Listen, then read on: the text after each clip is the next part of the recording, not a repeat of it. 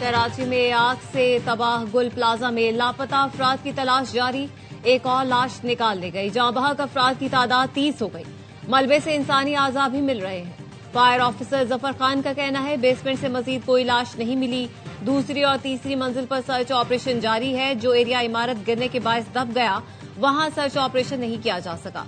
तखरीबकारी की शुबे के पेश नजर बम डिस्पोजल स्क्वाड का गुल प्लाजा का दौरा। इमारत के मुख्तलिफ हिस्सों से फर्श दीवारों के नमूने लिए जो फॉरेंसिक लैब भिजवाए जाएंगे। जराये का कहना है बज़ाहिर इमारत में किसी तखरीबकारी के शवाहिद नहीं मिले।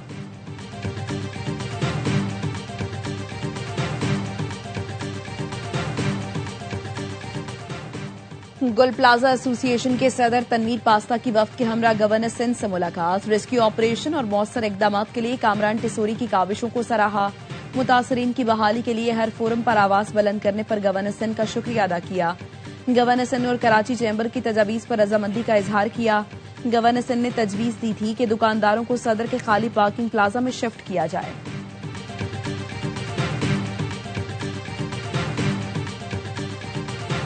कंडीशन लोग नहीं लगाते। इस पर बात करूंगा, इस पे बात नहीं करूंगा। बात करनी है तो सारों पे बात करें। मेरे पास अब इख्तियार नहीं है। ये इख्तियार अचकज़ई साहब और अल्लामा राजा नासिर साहब के। मेरी ओपिनियन मांगा, मेरे से कंसल्ट करना चाहा, मैं जरूर उनको कंसल्ट करूंगा।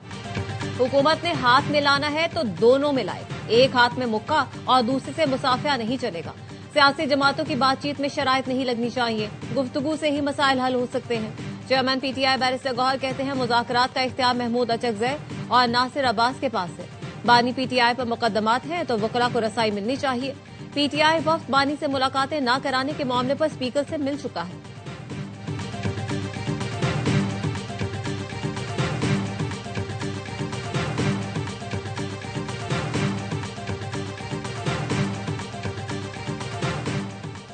हुकूमती इत्तेहादियों के एमएनएस की ऑपोजिशन लीडर महमूद अचकज़ई से गैर रस्मी गुफ्तगू। जराये का कहना है एमएनएस ने मसाइल का हल निकालने पर गुफ्तगू करते हुए कहा हालिया सियासी भंवर से निकलने के लिए किरदार अदा करना होगा। ऑपोजिशन लीडर ने कहा हमने तो सियासी हल का रोड मैप दे दिया है, हुकूमत अमल करे। महमूद अचकज़ई का कहना था सियासतदानों की इज्जत आईन और कानून और जमहूरी रास्ते में है। बानी पीटीआई से मुलाकात कराएं ताकि बातचीत का आगाज हो सके।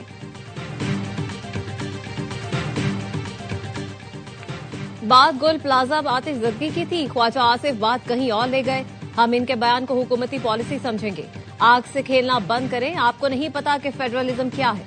पीपल्स पार्टी के रहनुमा सैयद नवेद कमर का कहना है सेहत, तालीम और लॉ एंड ऑर्डर के पैसे काटना कोई तरीका नहीं। क्या आप सूबों के वसाइल मरकज को देना चाहते हैं?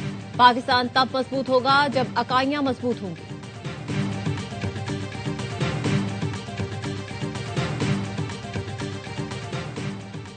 18वीं तरमीम पर बात करो तो फड़फड़ाहट शुरू हो जाती है। 18वीं तरमीम के बाद अगर सब अच्छा है तो क्या कराची में आग भी अच्छी हुई? वफाकी वजीर राना तनवीर हुसैन का कौमी असम्बली में पीपी रुकन के सवाल पर जवाब। शाजिया सोबियन से पूछा था इस्लामाबाद में गधों का गोश्त खिलाया जा रहा है, इस मामले को कौन देखेगा? वफाकी वजीर ने जवाब दिया सिर्फ गधे का गोश्त नहीं, मुर्दा मुर्गियां और मुर्दा जानवरों का गोश्त भी खिलाया जाता है। नेशनल फूड सिक्योरिटी का इस मामले से कोई ताल्लुक नहीं। ये सब उमूर 18वीं तरमीम के बाद सूबों को मुंतकिल हो गए।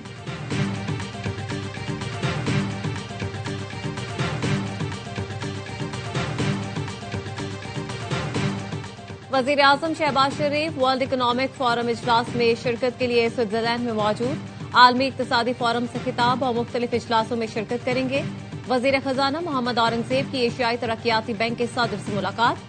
महंगाई में कमी और मुआशी इस्तेहकाम में पेशरफ से आगाह किया।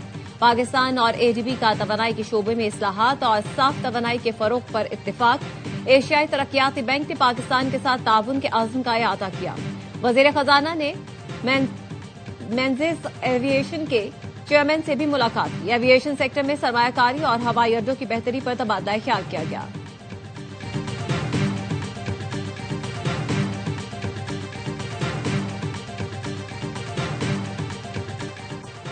मोहसिन नकवी और तलाल चौधरी से मुफ्ती मुनीबुर रहमान की सरबराही में वफ्द की मुलाकात। वफाकी वजीर दाखिला ने मसाइल हल करने की यकीन दहानी कराई।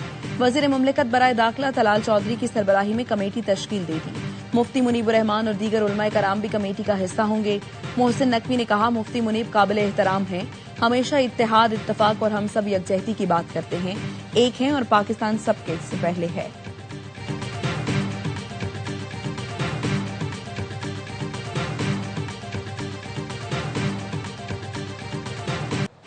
फी तोला सोने की कीमत 5 लाख रुपए से तजावुज कर गई। 12,700 रुपए इजाफे से फी तोला सोने की कीमत 5,06,362 रुपए हो गई। 10 ग्राम सोना 10,888 रुपए महंगा होकर 4,34,123 रुपए का हो गया। चांदी की कीमत 64 रुपए बढ़कर 9,933 रुपए फी तोला हो गई।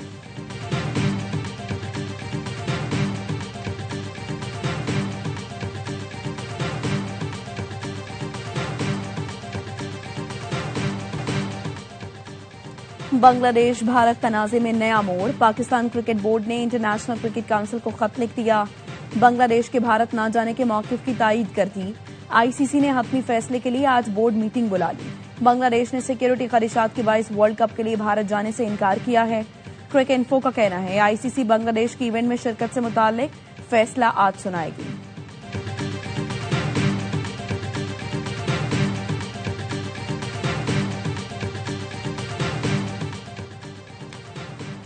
मोहसिन नकवी और तलाल चौधरी से मुफ्ती मुनीबुर रहमान की सरबराही में वफ्द की मुलाकात। वफाकी वजीर दाखिला ने मसाइल हल करने की यकीन दहानी कराई। वजीर मुमलिकत बराए दाखिला तलाल चौधरी की सरबराही में कमेटी तश्कील दे दी।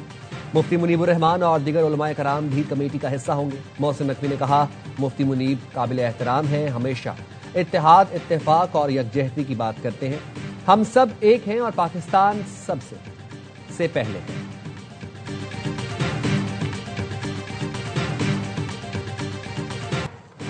मुत्तहिदा अरब इमारात गजा पीस बोर्ड में शामिल। बहरीन और बेलारूस ने भी अमन बोर्ड में शमूलियत की दावत कबूल कर ली। इमाराती वजीर खारजा शेख अब्दुल्ला का कहना है मुत्तहिदा अरब इमारात गजा अमन बोर्ड के मिशन में फाल तौर पर हिस्सा लेने के लिए तैयार है। फैसला मुत्तहिदा अरब इमारात की पॉलिसी के ऐन मुताबिक है। बहरीनी वजारत खारजा का कहना है ये मंसूबा फलस्तीनी अवाम के जायज हुकूक के तहफ़्फ़ुज़ के लिए निहायत अहम है। सऊदी काबीना ने गजा अमन मंसूबे के दूसरे मरहले का खैर मकदम करते हुए डोनाल्ड ट्रंप के बोर्ड ऑफ पीस की हिमायत कर दी। गजा अमन बोर्ड माहिदे पर दस्तखत की तकरीब कल डेविस में होगी।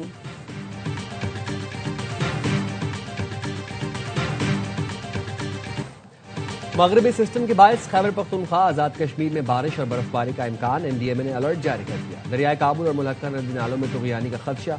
सवात, चित्राल, बुनेर, शांगला, दीद में सैलाबी सूरत हाल का इम्कान। बलोचिस्तान के मुख्तलिफ अजला में आज से बारिश और बर्फबारी की तवक्को। कराची में 22 और 23 जनवरी को हल्की से दरमियानी दर्जे की बारिश का इम्कान।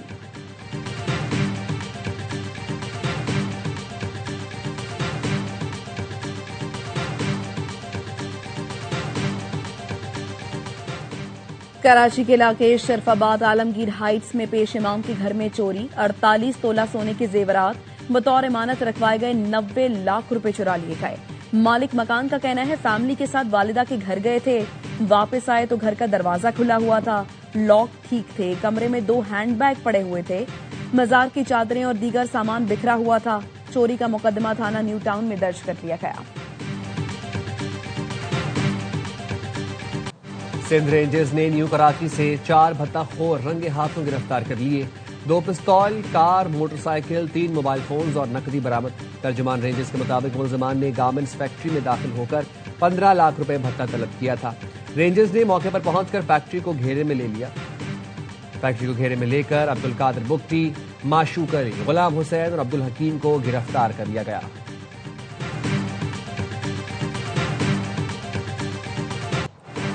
रुझान के कच्चे में पुलिस और रेंजर्स का मुश्तरका ऑपरेशन। ड्रोन से गोलाबारी, डाकुओं के 7 ठिकाने तबाह कर दिए।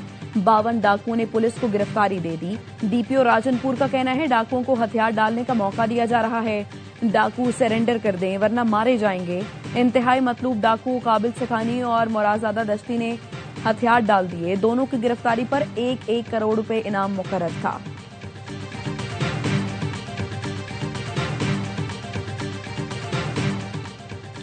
कराची में मंदिर से मूर्तियां, चांदी और 75,000 रुपए चुराने वाला मुलजिम गिरफ्तार। चोरी किया गया सामान बरामद। 2 मुलजिमान ने 14 जनवरी को डोली खाता के करीब मंदिर में वारदात की थी। मुलजिमान पीतल, तांबे के बर्तन और चांदी की ज्वेलरी लेकर फरार हुए थे।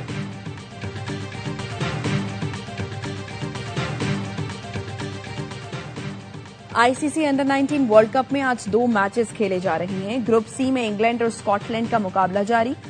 ग्रुप डी में अफगानिस्तान और तंजानिया की टीमें मद्दे मुकाबल। पाकिस्तानी अंडर 19 टीम अपना तीसरा और आखिरी ग्रुप मैच कल जिम्बाब्वे के खिलाफ खेलेगी। पाकिस्तान के कर्नल फरूख नदीम ने Asian shot gun shooting championship में सोने का तमगा जीत लिया। दोहा में होने वाले मुकाबले में रिकॉर्ड साज कारकर्दगी दिखाते हुए पहली पोजीशन हासिल की। चैंपियनशिप में 33 मुल्कों के शूटर्स ने शिरकत की। कर्नल फरूख नदीम ने गोल्ड मेडल पाकिस्तानी अवाम और पाक फौज के नाम कर दिया।